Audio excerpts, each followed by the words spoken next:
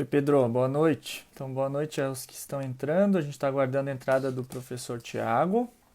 O Dr. Tiago Botega é pneumologista e vai nos auxiliar hoje aí, conversar um pouquinho, de uma forma um pouco mais técnica, sobre o tema da Covid-19. Ele acabou de entrar, já vou autorizar. Boa noite aos que estão entrando. Boa noite, Tiago, tudo bom? Olá, Alexandre, tudo bem? Deixa eu baixar aqui. Tranquilo. Tá ótimo.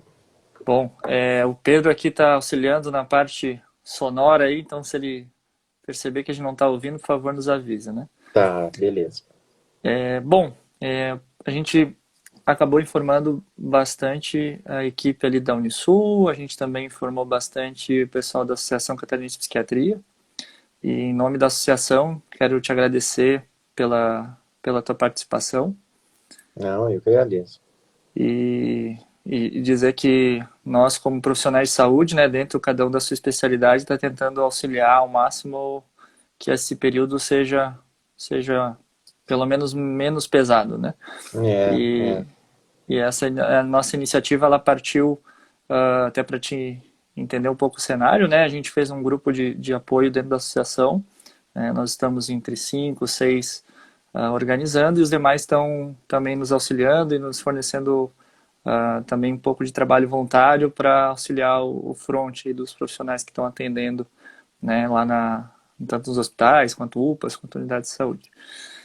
Bom, meu nome é Alexandre Belo, sou psiquiatra, né, sou professor da Unisul, assim como o Dr. Tiago. Dr. Tiago ele é pneumologista e vai nos ajudar um pouquinho na contribuição, tanto pelo histórico de ajuda humanitária, que tu já teve alguns trabalhos voluntários bem bacanas, e a Uhum, gente queria conversar um pouquinho sobre eles, e também por conta da tua área de atuação, né, sendo pneumologista. sim. Trazendo um pouco desse substrato histórico, a gente pensou em trazer o histórico de pandemias que a gente teve, né, talvez desde a gripe espanhola, a gente poderia utilizar como um basal, né, Uhum, de transmissão em padrão de pandemia, mas num mundo bem diferente do que é hoje, né, um mundo muito menos globalizado, uma transmissão muito mais secundária à Primeira Guerra do que como hoje foi, né, relacionado a essas comunicações que a gente tem, aos voos e tudo mais. uhum. Depois a gente avançando um pouquinho, daí eu acho que dá para a gente também aproveitar a tua experiência como voluntário, né, na época do H1N1, começou lá em 2008, depois em 2009 a gente teve aqui no Brasil, né, um pico maior de casos, e Uhum. depois mais para frente a tua experiência no voluntariado no evento da Boate Kiss, né, naquele acidente trágico. Então, queria te passar a palavra, pudesse passar um pouquinho dessa tua experiência, e aí a gente Tá vai bem. dialogando, tá bom? Então, sabe, Alexandre, que até estava lendo coisas hoje lendo e estudando coisas sobre a gripe espanhola e, e pensando coisas do que vem acontecendo, assim, né? Tentando fazer analogias, assim. E a gente vê que está se repetindo tudo, né? Desde lá, depois do pós-guerra, até agora a gente vê que está tudo meio igual, assim. E quando a gente faz analogia com outras situações, seja do H1N1, seja da Boate Kiss também, foi a mesma coisa, sabe?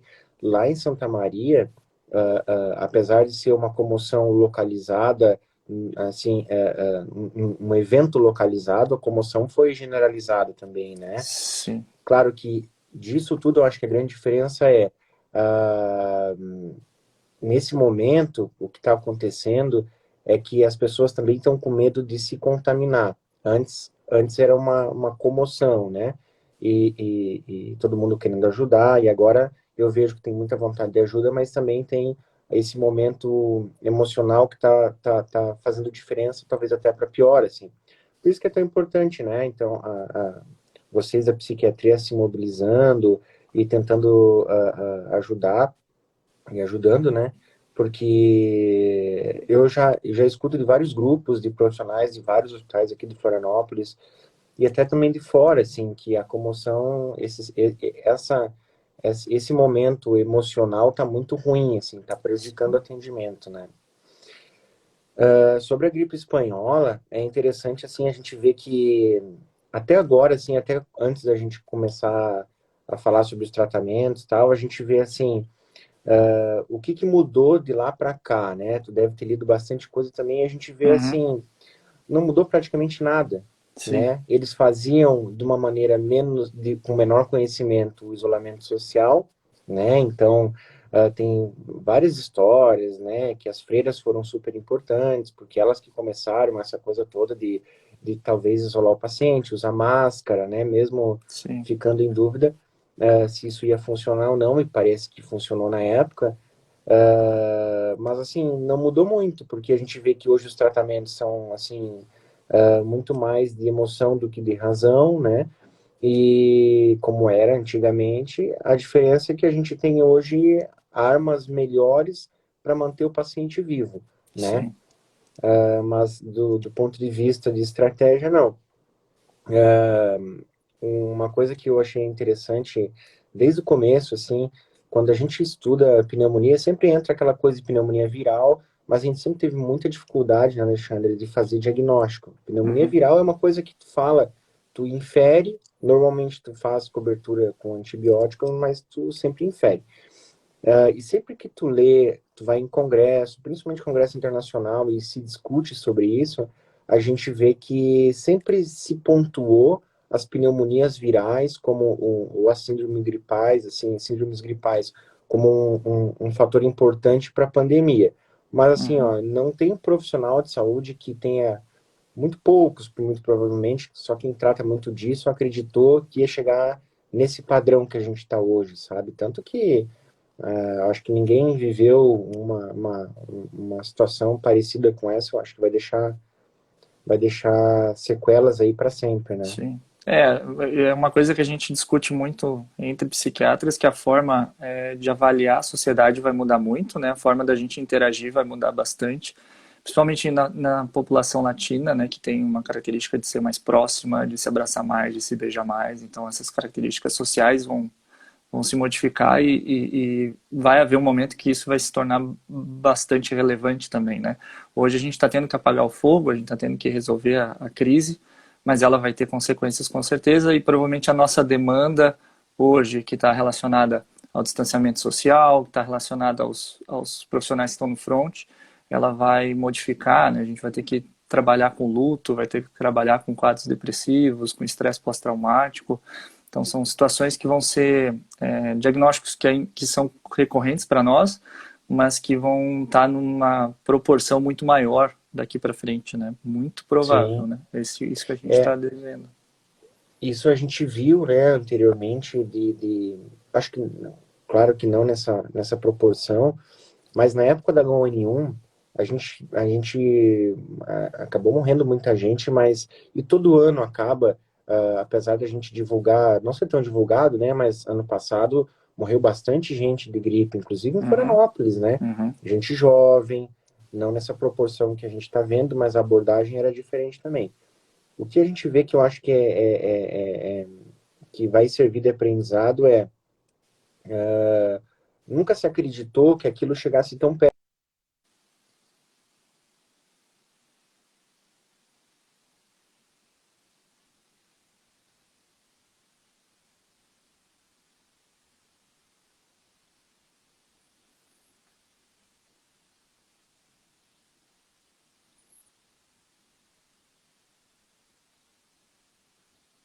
Eu acho que o sinal está oscilando um pouquinho, vamos ver, esperar ele voltar.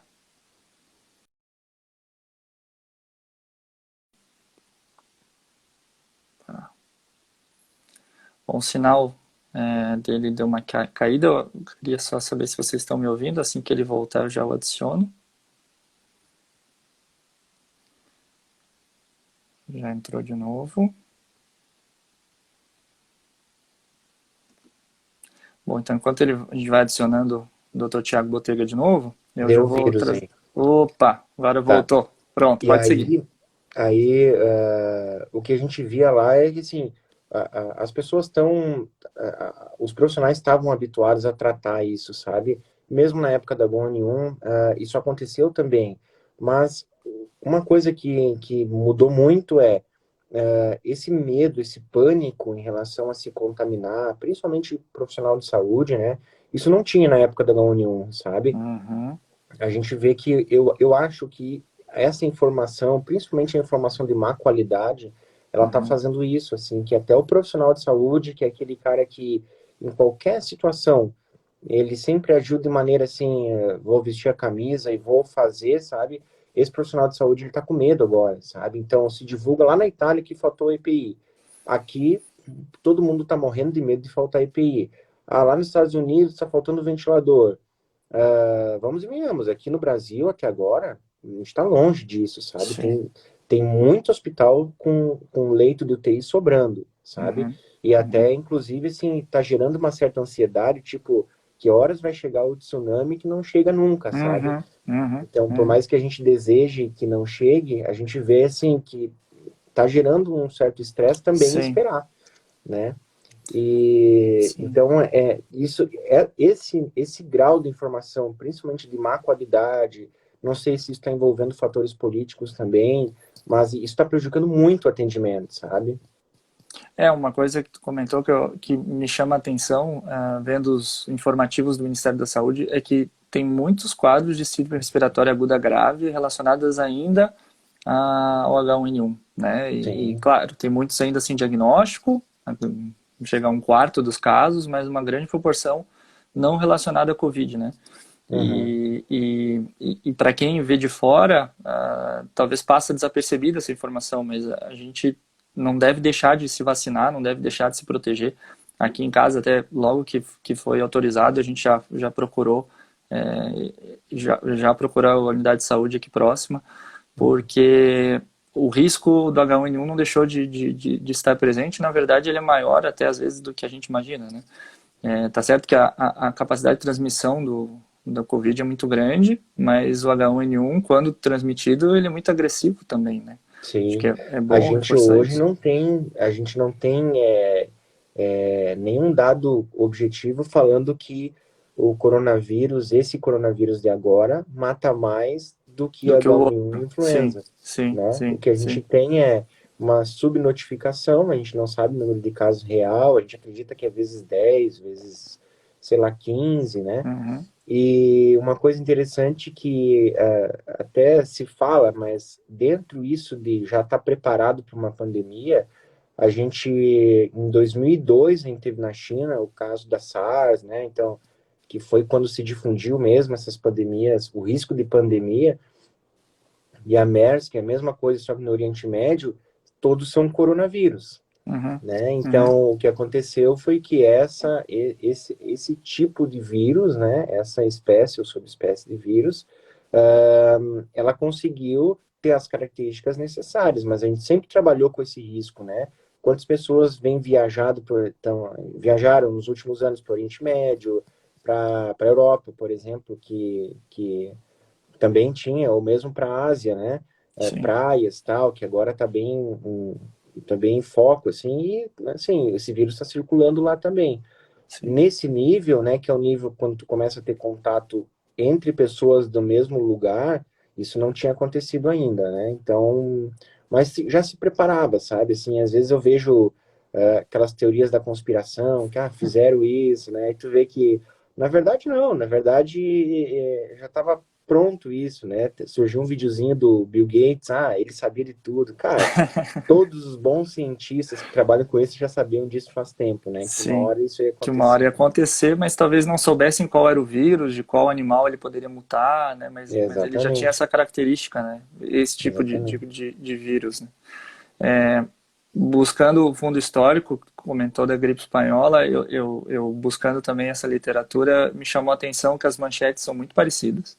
Então, Uhum, nesse aspecto, talvez só reduzindo a população do Rio de Janeiro, que era uma população que era a única cidade que tinha mais de 1 milhão de habitantes na época, então talvez por isso que essa característica que a gente tem visto agora em Fortaleza, em São Paulo, no Rio, na época só ocorreu no Rio de Janeiro, né, só na capital.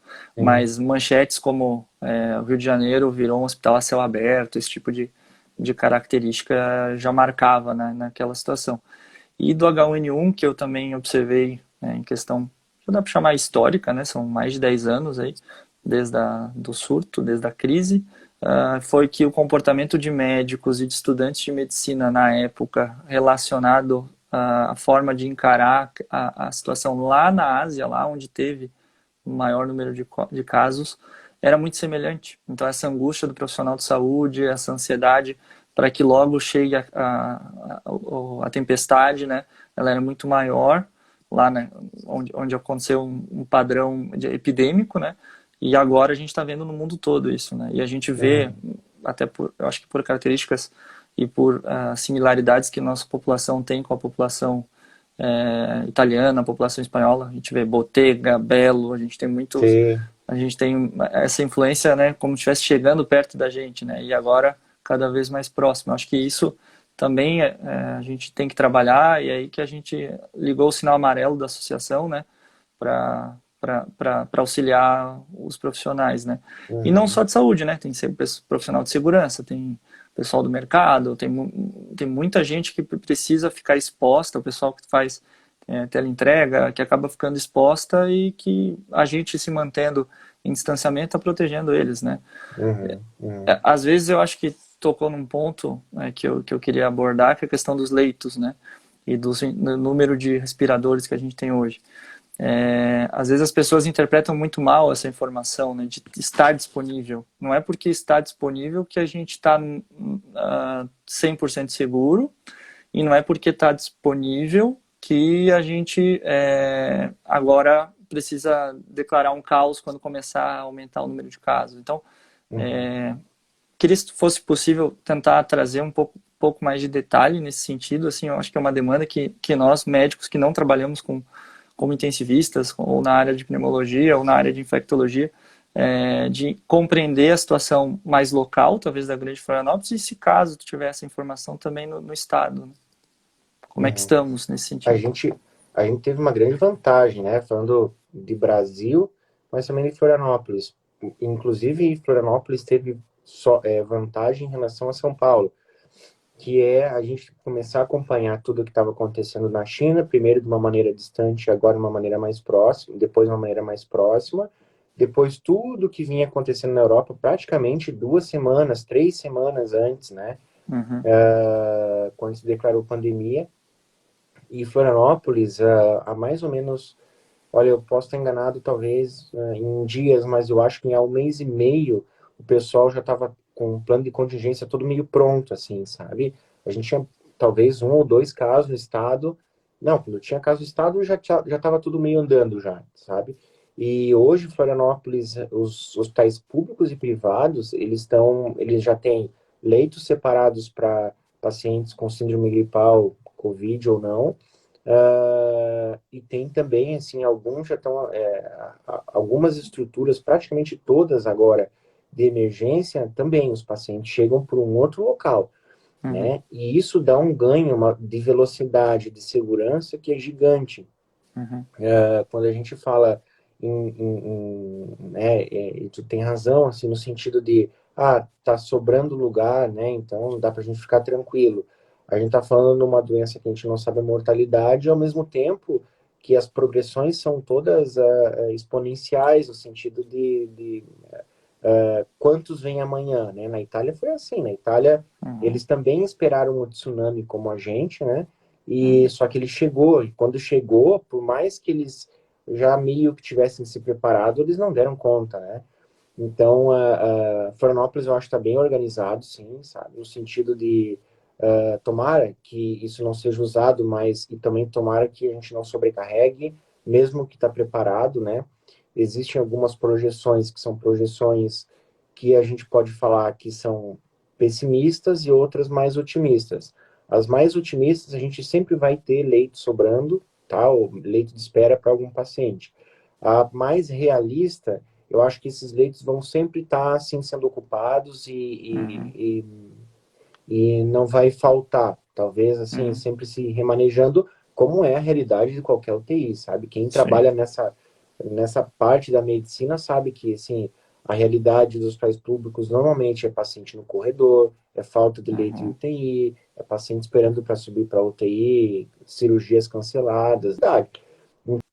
Então, hoje tem uma estrutura gigantesca e super boa para esperar esses pacientes, que eu espero que a gente não use, assim, né? Mas fora Florianópolis, no estado todo, eu tenho contato com vários pneumologistas, e a gente também tem um grupo de pneumologia do estado, e a gente vê, não, todas as cidades estão nesse nível de organização, sabe? Uhum. Então eu acho que tá, assim, muito bom, foi muito bom a gente poder ter esse tempo, e é legal, como tu comentou antes, assim, esse poder de mobilização, mesmo que gere um certo medo, o poder de mobilização dos municípios, do estado, mesmo do Brasil, ele é muito grande, assim, Uhum. né? A gente vê que tudo que está fazendo em relação a EPI, ventilador, tudo isso já está acontecendo no Brasil também, né? Então, eu sou bem otimista nesse ponto, assim, eu acho que a estrutura está bem feita. Eu não tenho partido político, tá? Mas, assim, é válido a gente lembrar que quando a gente tem grandes catástrofes, como foi, por exemplo, na Boate Kiss, quem tomou conta da operação toda foi um coronel da aeronáutica, tá? Então, Uhum. sempre, normalmente, se militariza esses momentos, até por Uhum. poder de mobilização geral, Uhum. assim. Uhum. E a gente tem hoje um governador que é coronel, se não me engano, dos bombeiros, um secretário de Isso, saúde que também também é que é coronel bombeiro dos e bombeiros, médico, né? e médico, né? Uhum. Então, assim, do ponto de vista de estratégia, a gente está muito, Santa Catarina está muito bem. E Uhum. também Santa Catarina tem uma coisa interessante que a gente, infelizmente, a gente é uma região que tem muito acidente, né? Então a gente tem um litoral muito procurado, então a gente necessita muito de vaga de UTI, está Uhum. acostumado a esse caos do trânsito. E também a gente enfrenta a cada 4, 5, 6 anos as enchentes, né? Todo o desabamento. Então, tudo isso, a gente lembra o episódio de Ilhota, foi uma Sim, catástrofe, né? sim, sim. Defesa civil e tal. Tudo isso o governo vem acumulando de gordura aí para chegar nesse momento e poder trabalhar também, assim. Então, eu tô gostando desse momento, assim, sabe? Sim. Eu vejo a população também preparada nesses aspectos, né? A forma, por exemplo, como Blumenau lidou com a catástrofe, com as enchentes, criando uma festa e criando um ciclo de turismo, criando renda para a região. A nossa população ela tem essa característica de ser forte, né? De ser dura na queda, né? E esse lastro, eu acho que ele precisa ser também levado em consideração. Outros aspectos que talvez eu acho que sejam relevantes conversar contigo, falando, né, entre profissionais, é o fato de a gente estar avançando, né, os meses, está chegando no inverno e ter um pico de influenza, de rinovírus, de outros agentes, né?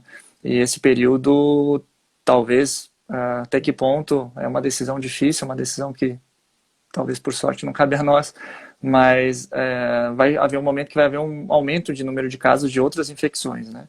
E talvez se você acaba aumentando o tempo de distanciamento social, de isolamento, você acaba aumentando o número de infecções no mesmo período por outras síndromes respiratórias, né? O quanto que, pensando na nossa região, né, o quanto que será que não é interessante ter esse cuidado, né, desse distanciamento acontecer agora ou afrouxar de uma forma controlada nesse momento, Uhum, com talvez atividades de menor risco, de menor transmissão, com menos uhum, produção de aerosol, né? O que que tu uhum, pensa? Qual que é a tua opinião pessoal e o que a comunidade médica tem falado sobre isso? uhum.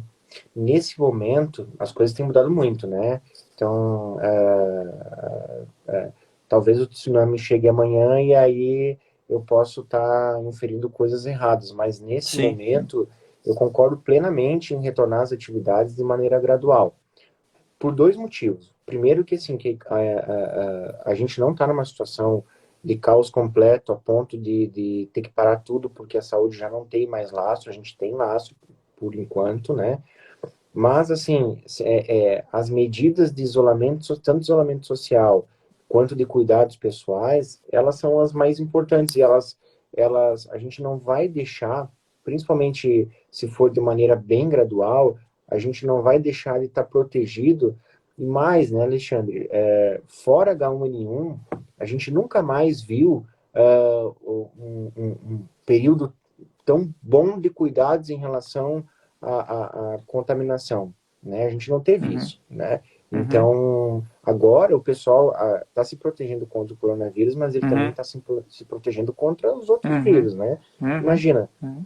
se ano passado a gente fosse pensar nesse período de que não tivesse o coronavírus e tivesse H1N1, influenza, mas se não se falasse nada, com certeza ia contaminar muita gente também, como Sim, acontece, né? sim. O que acontece é que a gente tem um remédio que também não é salvador, o oseltamivir, né, que a gente usou tanto, o Tamiflu, né, a gente vai ver, assim, o quanto ele nos protege é muito pouco. O que nos Uhum. protege é a vacina, né? Uhum. Uhum. Uhum. Então, acho que, assim, a gente vai ter um pico, sim, dos outros vírus também, mas eu posso estar errado, tá? Mas eu acho que vai ser menor até do que os outros anos, porque, Uhum. assim, com certeza não vai ser liberado uh, grandes aglomerações nos próximos meses. Isso tudo eu acho que vai mudar bastante, assim. Uhum. O que eu acho é que comércio, isso tudo vai ter que respeitar esses limites, como a gente está vendo em banco agora, né, de distanciamento e tal, Sim.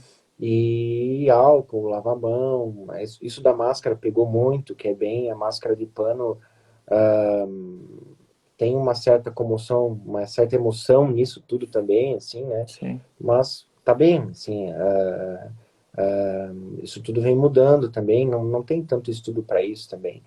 Mas o fato eu acho que sim, eu acho que a gente tem que voltar devagarinho, né? E a gente tem, hoje, com o grau de informação que a gente tem, a cada dia a gente pode dar um passo atrás ou dar Uhum. mais um à frente, mas a gente nem tem noção do comportamento dessa doença no terceiro mundo, né? Uhum. E nem tem noção como vai ser em países que começou no verão ou no outono, no início do outono, para ir para o inverno. A gente pegou toda essa pandemia com países do inverno mesmo, né?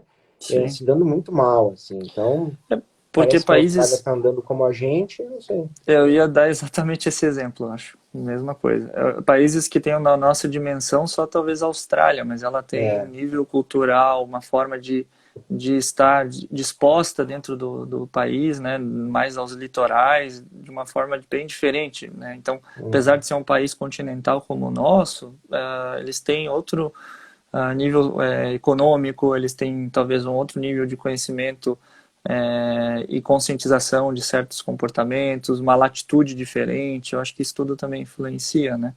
E sim, talvez nós sim. sejamos um laboratório, né? O Brasil mesmo vai ter suas características próprias, né?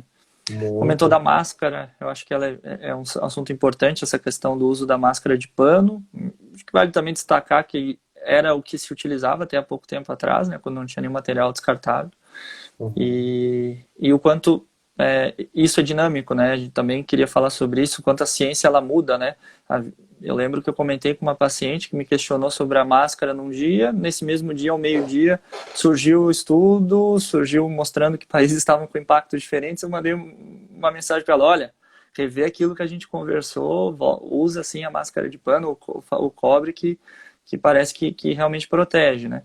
Então isso é muito dinâmico. Claro que a verdade de hoje talvez não seja de amanhã, mas hoje parece que é um caminho interessante, né? Da população fazer uhum, essa barreira mecânica, né? Com a máscara uhum, de pano. uhum. Houve uma comoção geral, né, e até no sentido de todo mundo participar, que foi muito legal, do ponto de vista, que a gente tem visto, né, Alexandre, isso é uma coisa que é complicado, assim, porque o que a gente tem visto é essas coisas, muita informação, muita vontade de participar, mas muita emoção no sentido de tomada de decisão, assim, né, até por pressão. Uhum, Sobre a máscara de pano, é real, né? Até o próprio ministro da Saúde falou: eu operei minha vida inteira com máscara de pano, né? Ela funciona, ela realmente tem um nível de proteção pequeno. Do ponto de vista de quando a gente fala em proteção individual, eu acho que ela é pequena, mas quando a gente está dividindo essa proteção, né? Nós esparramos tanta gotícula, então, para reduzir dano, eu acho que ela é boa, né? sim, Então, assim, faz sentido. Claro que eu estou excluindo as pessoas que tenham sintoma ou que tenham tido contato, todas essas vão usar máscara cirúrgica, né? Eu estou falando daquele sim. paciente completamente assintomático, né? Parece ser uma medida eficaz, assim.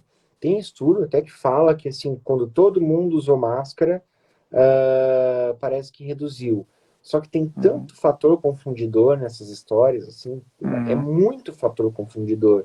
E que qualquer coisa que se fale nesse momento agora, se for bem comentada, a gente vê hoje, por exemplo, o ministro da Saúde, ele fala muito bem, né? Uhum. Então, ele se Uhum. expressa bem, ele passa segurança. Qualquer coisa que ele falar hoje para a população vai aceitar. Ele tem aprovação de Sim. quase 80%, né?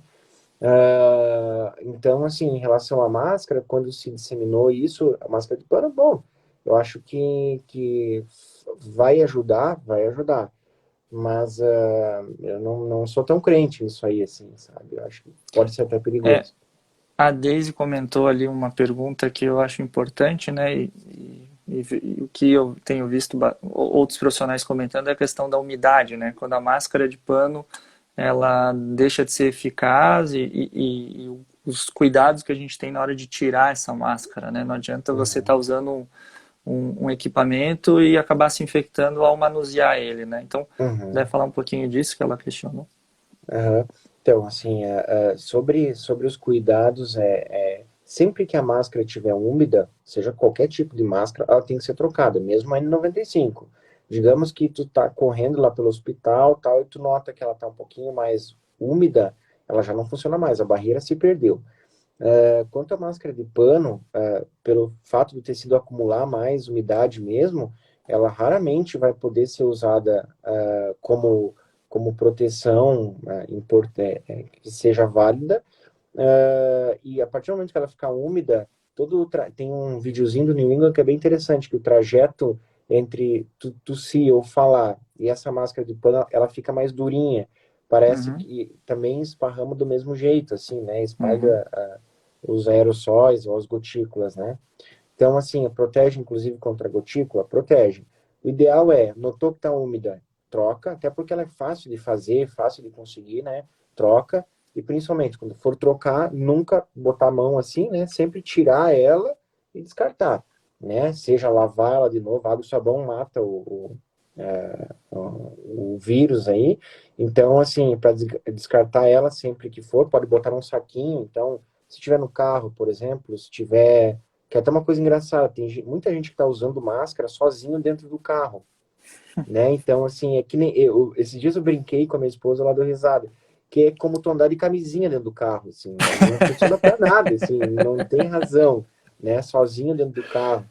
Mas, assim, isso faz parte de toda, até da divulgação mesmo, né? E sim, são anedotas que a gente vai, talvez, voltar no tempo e pensar, olha só o que eu sim. fiz, né? Então, a máscara de pano é isso, tu não pode encostar. Qualquer coisa que tu vai fazer encostar no rosto, tu não pode fazer. E tem outra coisa que os ortopedistas deram essa dica e foi legal, que é usar sempre a tua mão não dominante para fazer tudo, né? Porque Uhum, a mão uhum, que é dominante, tu vai coçar, tu vai uhum. botar a mão, quem tem muita gente que agora começa a ter rinite, né? E vai botar a mão. Então tenta fazer tudo com a mão não dominante que vai ter mais dificuldade para fazer assim, Isso é né? interessante que tem alguns países, principalmente países do Oriente Médio, que na época não tinham acesso à higiene, em que eles utilizavam a mão direita para comer e a mão esquerda para se higienizar. Então, Uhum, você até como cultura, esticar a mão esquerda para alguém desses países se mostra como um desrespeito. Você está usando a sua parte não nobre do corpo. Acho que essa uhum. estratégia do ortopedista funcionou Muito muito bem. legal. É muito É, legal. Sim, muito sim, legal. muito E bacana. tem surgindo várias ideias assim que estão funcionando. Essa ideia da máscara de pano, ela ficou forte no Brasil também, e eu acho que foi dos grandes, assim, foi das grandes pressões em relação ao OMS falar, dá para usar assim também, sabe? Uhum, uhum. Porque a gente está falando de um país de mais de 200 milhões de habitantes, né? Então, não adianta, não vai ter EPI para todo mundo, e aí, e deixar também quem precisa realmente de EPI funcionar, né? Sim. Que vão ser os profissionais de saúde, os cuidadores de idosos, né, as pessoas que realmente têm necessidade de estar utilizando um equipamento de melhor qualidade, né? Uhum, É, e até parece que estão chegando mais EPIs, parece que o Brasil vai até a China buscar grande parte desses equipamentos que acabam sendo aham, importados, né? Até a própria matéria-prima, né, vem de fora, praticamente tudo vem de fora, É, então e é a gente depende importante que o muito Brasil disso vá, também, né? porque já tem vários relatos, os Estados Unidos está retendo tudo lá, né? Porque eles estão numa Indo situação buscar na mais fonte, adiantada que né? a Sim, gente. É melhor ir sim. buscar também. Também acho. Acho que está sendo prudente combinar com as É, companhias e levar, eles falarem algo em torno de 40 aviões, né? Então 40 é, voos já seria suficiente, né? E é. aí, aproveitando essa questão de EPI, é uma dúvida que também surgiu até no nosso grupo ali entre psiquiatras em relação a que equipamentos utilizar para um atendimento ambulatorial, mesmo que muitos de nós, né, inclusive eu, estamos evitando de fazer atendimento em consultório e reservando a situações em que realmente há necessidade presencial, né, do paciente. Ah, muitas vezes a gente tem necessidade, né, inclusive de fazer exame físico. Então, que equipamentos a gente precisa utilizar nessa estrutura para um paciente assintomático, para que a gente tenha um risco menor, né, de se infectar. Uhum. O pessoal tem preconizado assim, ó, que eu acho que é bem racional, que todo mundo vá de máscara, tá? Uhum, Todo paciente, mesmo assintomático, pode ser a máscara de pano mesmo, uhum, uh, que seja muito bem orientado para a secretária. Né? Vocês da psiquiatria às vezes não tem secretária, né? Então, que seja orientado ao paciente mesmo aí de máscara. Se não conseguir, é legal, por exemplo, hoje está tão fácil conseguir as máscaras de pano que tenha, né, no consultório, na clínica, meio que disponível, assim, porque já é uma maneira de se proteger. A segunda coisa é que se coloque álcool, se passe álcool gel ou líquido sempre na mesa ou no ambiente que está trabalhando ali, em cada consulta, e que essa consulta seja espaçada. Ah, mais do que isso, Thiago. Ah, não precisa, sabe? uhum. Nesse ponto, eu acho assim, tu vai estar super bem protegido. Vou te dizer, Alexandre, que eu trabalho com gripe, com paciente com gripe desde 2000 porque eu sou pneumo desde 2011, 2012, tá? Comecei em Uhum. 2012. Então são, sei lá, são 10 anos aí, 8, 9 anos, que eu trabalho sempre assim, intensivamente com paciente gripado, sabe? Porque no Sim, inverno sim. é atendimento até de noite, assim, sempre. E sempre tomei algumas medidas, principalmente em relação à secretária, sabe? Coloca a Uhum. máscara. Fora, sim, eu tô falando de gripe, mas outras doenças contagiosas, uma outra doença que é bem comum é a tuberculose. E a gente nunca teve muito problema em relação a ficar doente, tá? Uhum. Ah, Thiago, mas tu Uhum. foi exposto, né, a vários tipos de vírus que tu atendeu, e esse nunca foi.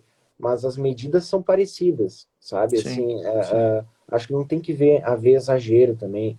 Então, Uhum. tem gente usando aquela face shield para situações Uhum. que tu não vai entubar, tu não vai Que não aspirar. tem aerosol, não É, tem esse risco, sabe? sim. Então, a gente como profissional de saúde, não tem que ser herói. Eu não concordo com isso também, assim, de tu querer mostrar que tu é mais ou menos nesse momento, assim, porque o melhor piloto de avião é aquele que sabe pilotar com mais segurança e tranquilidade, né? Não é aquele que fica dando loop lá. Mas eu acho que a gente tem que passar isso também para a população em geral e para os outros colegas que às vezes, né, estão exagerando em relação a IPI e tudo. Claro que cada um tem a sua individualidade, assim, mas acho que também para a gente deixar a comunidade tranquila, assim. Uhum. Eu acho que é como, por exemplo, tu ter um incêndio, tá pegando fogo, e o bombeiro tá apavorado, chorando, sabe? Não pode, sabe? Ele vai ter que Sim, passar tranquilidade para nós. Então, a gente, sim. como profissional de saúde, vai ter que também passar tranquilidade para a população. Isso eu acho que é um dos grandes gargalos que a gente ainda não está enfrentando, não está conseguindo Uhum. fazer, Uhum. que é conseguir, apesar de que a gente não tá a gente também não conhece a doença, tem todas as dificuldades, mas a gente tem que tentar ser um pouquinho mais, a área médica ou de saúde tem que passar um pouco mais de tranquilidade. A gente vê muito, né? A máscara me machucou o nariz, tô pronto para guerra. Tipo, cara, nossa profissão, né? Sim, A gente não sim, tá fazendo nada de diferente do que a gente deveria fazer, sim, né? sim, Mas aí sim. é o momento também, assim. Daqui a pouco a gente volta no tempo aí e dá risada de tudo.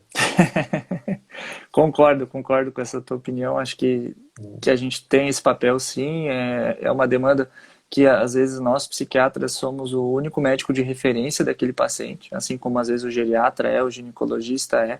Então essas dúvidas, elas são às vezes sanadas por nós, então por isso a importância da gente estar atualizado sobre essas orientações, mesmo que sejam gerais, né? E para a nossa dinâmica de trabalho, daqui a pouco, mesmo quem não está atendendo presencialmente, daqui a pouco vai voltar a trabalhar, vai voltar a exercer sua profissão, e é importante saber o que é cuidado, o que é procurar estar saudável, e o que pode até ser excessivo, né? Acho que o meio termo, como tudo na vida, né? E do ponto de vista de não individual, mas coletivo, pensando como entidade Uhum, médica, eu uhum, acho que a gente passou um período muito nebuloso, né? Aquela época dos mais médicos, né? uhum, Foi um período muito ruim para nossa classe, né? Saía sim, muita coisa ruim, parecia que o ruim servia para todo mundo, né? uhum, E a gente está num momento que, dentre as coisas boas que eu acho que a gente vai ter da pandemia, a gente está nesse momento de que a gente está sendo muito valorizado, né? uhum, Então, assim, pô, tá todo mundo em casa, tá, os caras estão lá trabalhando.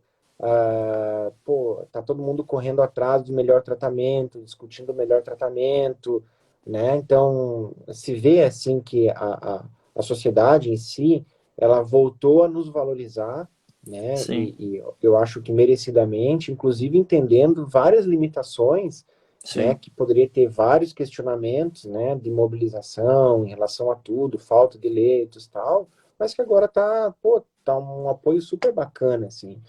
E A essa gente é uma tem das visto grandes muito coisas que a pouca gente devia agressão. aproveitar.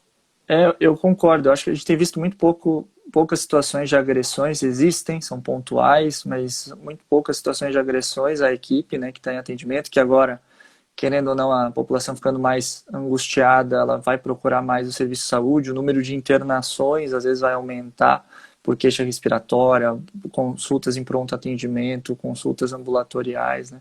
A busca por essa queixa específica, ela entrou em evidência, né? Ela vai aumentar.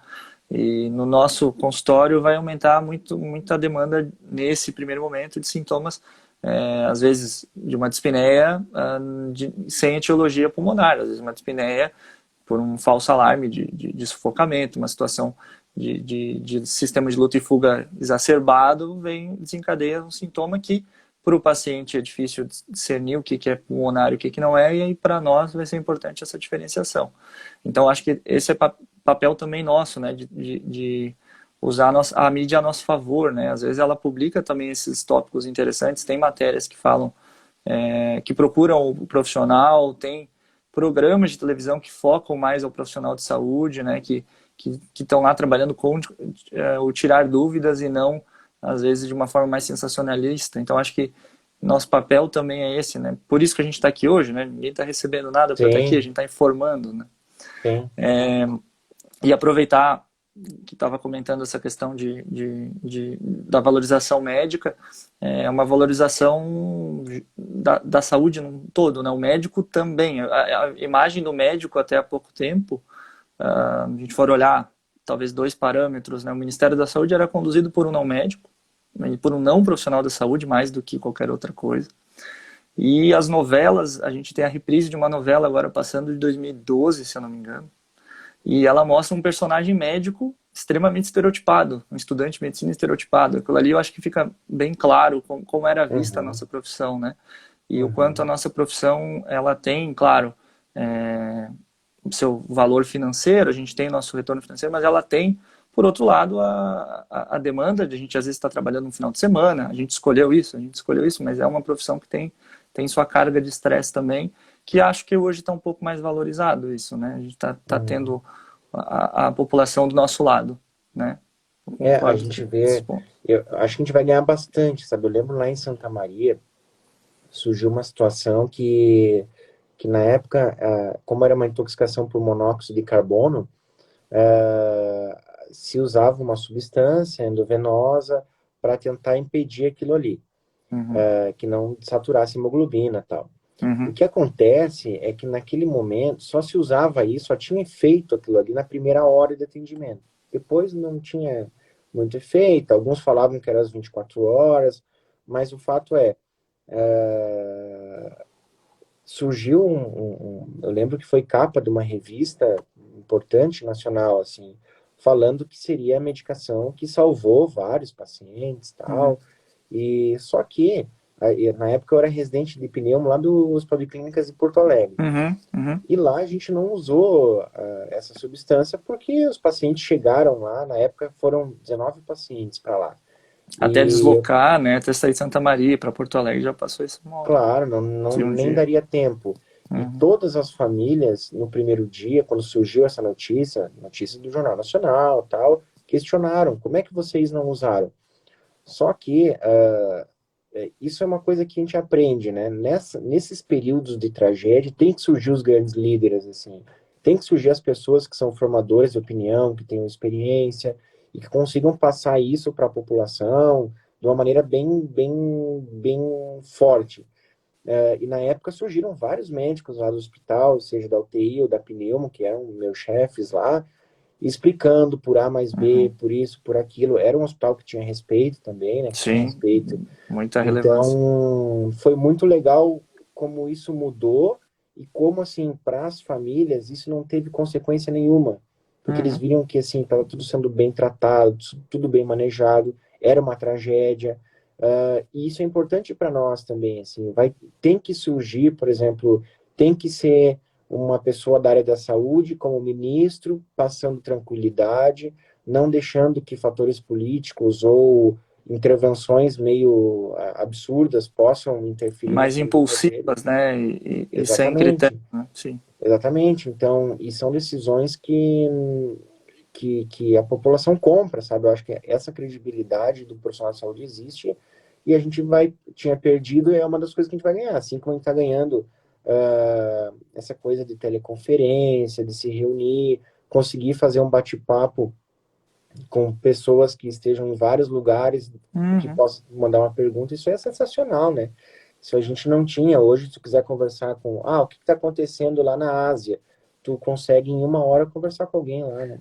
Eu acho que é legal também trazer essa experiência que tu tá tendo, né? Tem tido em alguns encontros com alguns colegas de outros países, né? Alguns, eu acho que todos Aham, brasileiros, né? aham, Eu lembro uma colega na Itália que tu conversou. uhum, É, uhum, qual que é a tua visão assim do profissional de saúde, como é que eles veem nesses países e como que está a situação lá de dentro, né? Uma coisa é a gente olhar o noticiário de fora, outra coisa a gente uhum. saber lá de dentro como está acontecendo. Eu até vou dar um spoiler aí, que a gente quer conversar com o pessoal. Essa ideia de live foi engraçada, porque no segundo dia, surgiu a gente teve a ideia de falar, vamos fazer isso. A nossa ideia sempre foi transmitir essas jornadas, né? E aí surgiu essa oportunidade, vamos conversar com alguém que esteja participando já, porque tudo era muito novo no Brasil, né? Quando Sim, virou pandemia, que se sim. declarou quarentena, que todo mundo começou a olhar.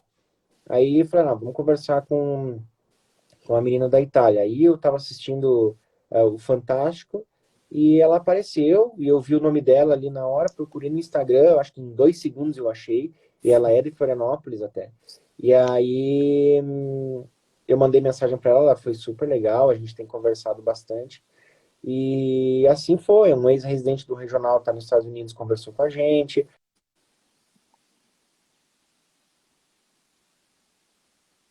um cara que trabalhou aqui, que é bem amigão, assim, tá na Holanda. E tem um Uhum. menino que faz residência em Israel. Aí começa, né, essa coisa de, Uhum. tem um cara Vai que tá lá em tal conectando, né? lugar. Aí ele tá Sim. fazendo medicina de emergência em Israel. Até assisti uma live dele, foi bem interessante, que são visões completamente diferentes, assim, né? Isso de mais emocional é bem da Itália, né, Esse da apelo Mariane. assim relacionado a intervenções mais urgentes, Aham. como esse apelo com a hidroxicloroquina, esse apelo com zinco, vitamina Sabe que D, azitromicina, é, como que ele é nas outras culturas? é tudo igual. É tudo Uhum, igual. Sabe, essa uhum, coisa meio, vamos usar a população pressionando, uhum, alguns, uhum, a maioria liberando a hidroxicloroquina, a cloroquina. O que eu vejo principalmente nos Estados Unidos, e acho que na China também, o que aconteceu eles têm muito protocolo de pesquisa. uhum, Então, a gente está fazendo o Remdesivir, várias outras medicações que são de protocolo de pesquisa, fase 3 ainda, sabe? Lá eles estão liberando para usar. E a uhum, cloroquina, por exemplo, que aqui no Ministério da Saúde, né, meio que liberou para todo mundo com doença moderada grave. Agora, hoje, o Bolsonaro botou que na Amazônia lá, que eles têm muita malária, eles têm Sim, muita cloroquina. Então, sim. assim, para doença leve também liberou. O que a gente está vendo é que tá tudo igual. O jeito com que o profissional de saúde era visto, eu acho que sempre foi bem parecido, mas agora eles estão mais valorizados também, sabe? Eu vejo porque no que fala a Mariane e o que falou o Arthur, que está lá em Denver, né? Que sim, assim, eles estão passando pelas mesmas situações. O que é bom para nós é que eles conseguem antever os nossos problemas. Então, o Arthur deixou bem Uhum, claro. uhum. Eles estão com um grupo lá só para apoio psicológico, um grupo que é para treinamento em situações específicas, tipo, ou momentos perigosos, intubação, tal, tudo isso eles estão fazendo, protocolo de pesquisa para tudo. Então, a gente já está vendo diariamente sendo liberado alguns artigos, né? Nada muito robusto, mas vários artigos sobre Uhum. tratamento. Muda um pouquinho em relação à estrutura, mas sabe que é pouco, Alexandre. Assim, eu até vou arriscar dizer assim, ó, que eles não estão tão acostumados a viver no caos da saúde como a Sim, gente, sim, sim. sabe? Eu Isso eu concordo tenho contigo, pensado penso da mesma bastante, forma. assim. Sim, sim. Então, assim, cara, são funcionários que não vêm paciente no corredor ou vêm bem menos que a gente, né? A gente, infelizmente, se acostuma ao caos, assim, né? A ter Sim. paciente no corredor, a ter paciente esperando lei de UTI mais de 24 horas, 48 horas, a cirurgia cancelar. Para eles, talvez não seja tanto essa realidade. Então, de certo modo, eu acho que o impacto também é pior ainda, sabe? A gente queira ou não queira, hoje eu recebi uma brincadeira de WhatsApp, assim, que os caras, a população que não pega leptospirose, várias fotos, assim, os caras tomando banho, né? Eu acho que não é bem por aí, mas por outro lado, assim, a gente está um pouco, assim, preparado para o caos Calejado. sempre, né? Calejado, né? Talvez. É, vamos pensar Uhum, que o brasileiro é uma população que não caminha à noite na rua, uhum, né? De uhum. medo. Então a gente aprendeu a conviver com esses medos de uma maneira, mas carnaval não vai faltar, sabe? Essas coisas, não sei. Eu Sim. acho que eu tô bem curioso para ver como vai se comportar isso aí, assim. Essas questões, vou falar de forma breve, até pela questão do nosso tempo, mas essas questões relacionadas à cultura eu vejo bastante é, fazendo estágio fora, assim, o quanto a cultura da emergência lotada não existe, né, em países desenvolvidos, né, a gente pode comparar com a Austrália, emergência vazia, a sensação de que está sempre na correria, sempre no tempo corrido, de ter muito paciente para atender. A gente aqui tinha uma demanda em residência 6, 7 vezes maior do que a deles. E talvez a gente está acostumado com esse tipo de situações, como na ortopedia, de ter que adaptar um mobilizador porque não tem o Lizarov, ou em outras áreas a mesma coisa, a gente tem que adaptar uma internação domiciliar porque não tem leito para fazer internação hospitalar. Então são situações que talvez a gente tenha mais essa capacidade de improvisação, né? Acho que nesse aspecto a gente realmente sai um pouquinho na frente também, né? Uhum, uhum. E acho E a que... gente tem esse tempo a nosso favor, né? Vamos torcer para Exato, sim. não acontecer nada, mas eu acho que esse poder de mobilização que o Brasil tem como um país forte de indústria, de tudo, mais essa nossa capacidade de se moldar a isso e esse tempo que a gente ganhou, me faz ser mais otimista, assim, sabe? Sim. E acho que é importante, né, até para sanar a vontade de muitos que vieram aqui assistir hoje, qual que é a tua opinião e o que tu vê de movimento das associações, né? O Ministério fala muito sobre a opinião final do CFM sobre o uso de determinados medicamentos. O que tu pensa sobre esse aspecto? É, E o que tu tem visto? Qual que é o movimento que eles estão tendo em relação às medicações, né? no Brasil também está começando vários protocolos de pesquisa, sabe? Inclusive, hospitais de Florianópolis estão nisso aí. Isso vai dar uma chance para a gente conseguir fazer tentar várias medicações mais respaldadas, dentre elas a cloroquina, tá? A cloroquina, a gente tem estudo de pacientes, assim, os estudos que colocaram lá, reduz a taxa, o índice de replicação viral, reduz a evolução da pneumonia, tendo internação, são estudos com 30, 40 pacientes, assim, Uhum. sabe? São N's muito pequenos, né? Só que aí o que acontece? Talvez das medicações, a cloroquina tenha mostrado o melhor efeito. se Uhum. fala, sabe, assim, o intervalo QT, coisas de alteração cardiológica que podem colocar em risco, mas quando a gente fala com um reumatologista que usa essa medicação todo dia, eles têm Muito uma baita seguros, né? segurança para Sim, usar, sabe? Os sim, próprios sim. infectologistas que tratam malária e tal, eles dão risada, eles falam, olha, vamos usar tranquilo se for liberado. Acho que é a medicação mais respaldada, sim, tá? E arrisco dizer até que talvez num segundo momento, esse ano ainda, ela seja usada para em situações comprovadas, mas com síndrome gripal um pouco mais leve, que hoje é só Uhum. para situações moderadas a graves, né? Uhum. Paciente internado praticamente. Uhum. Se eu acho que deve usar, não. Sabe, para asma, para gripe mais leve, não tem porquê, sabe? Assim, até porque ela Uhum. vai se resolver sozinha. Mas, então a gente fala que é prescrição por compaixão, né? Que quer dizer, parece funcionar, então o mundo inteiro está fazendo a mesma coisa, Sim. está usando, né? E os resultados vão aparecer. Acho que até o final do mês vai ter muito trabalho saindo de cloroquina, Uhum. que é uma coisa que a gente ganhou em relação ao H1N1. Nunca a gente teve tanto acesso a prontuários informatizados como agora. Uhum. Então, tanto que estava no meio da epidemia na China, eles já estavam liberando trabalho. Isso Uhum. não é possível fazer isso. Acho Uhum. que a gente é contemporâneo de faculdade, a gente não conseguia fazer trabalho assim, né, lá na faculdade, porque, cara, não tem esse grau de velocidade, né? O que acontece é que agora eles têm tudo informatizado, então eles vão ter resultados daqui a muito pouco Preliminares tempo que vão mais ser. rápidos, né? Sim, sim. Claro, vai ser bem mais rápido. As outras medicações, né, tem o Remdesivir, até anotei aqui, mas assim, estudo fase 3, tá em protocolo de pesquisa. Eu li o protocolo de Harvard hoje, eles estão usando, né, como protocolo Uhum. de pesquisa para alguns pacientes.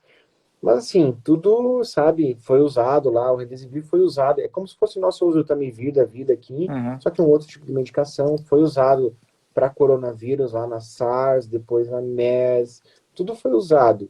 E assim, um desfecho muito pequenininho, assim, sabe, não dá para falar que dá para usar. O tocilizumab é um biológico que eu acho que esse vai dar o que falar, tá? Porque ele quando usado, foi usado junto com cloroquina em trabalho, ele deu uma resposta até relativamente interessante, trabalho muito pequenininho também, só que ele já está em vários trials também, tá? Então, talvez seja das medicações aquela assim que eu apostasse mais firme, que se não for esse ano, muito em breve, assim, vai ser uma Uhum. medicação, até porque a gente vê muito biológico, né, entrando com tudo, Uhum. assim, a Uhum. gente sabe Uhum. que qualquer doença, qualquer síndrome gripal tem um fator inflamatório bem importante. Somente paciente jovem, né? É, é. Uhum. E aí, e nesse grupo, assim, agora a gente vai poder ter isso, porque chegou nos Estados Unidos, que é o grande centro formador de dados pra gente aí, Sim, né? Então vai ser muito rápido essas informações, que é uma coisa que a gente ganhou. Nunca sim. a sociedade científica se mobilizou tanto para tentar resolver problemas bem pontuais. Quer dizer, funciona, não funciona, posso usar, não posso usar, né? Claro, a gente tem, os dados são todos aí, então quem quiser entrar agora no site de Harvard para ver o que eles estão usando, está liberado, né? E Então, tá você não tudo terá liberado, né? Eles têm tudo aberto, liberado. isso também foi muito interessante, né? É, Sim. bacana. Bom, eu acho que deu pra gente conversar sobre bastante coisa. Foi Foi bom. muito, muito proveitoso. Eu acredito que todo mundo conseguiu retirar as principais informações, as principais dúvidas. Sim. Queria agradecer muito